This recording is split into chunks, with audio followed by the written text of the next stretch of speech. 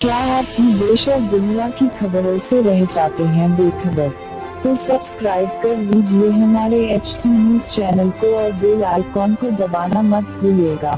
रच्चागुंडा इलाके में अंदरून 24 घंटे 5 रहजनी की वारदातों ने पुलिस की नींद हराम कर दी है।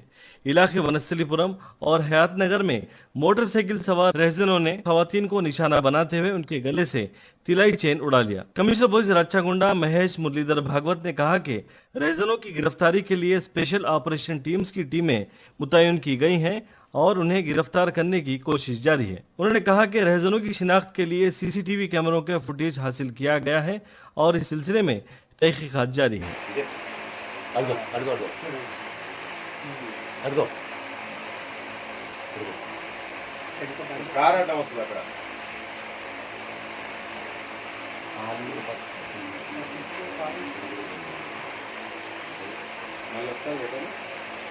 వెళ్ళిపోయినారు ఇంకా ఈ రోడ్ నుంచి వస్తున్నాడు ఫస్ట్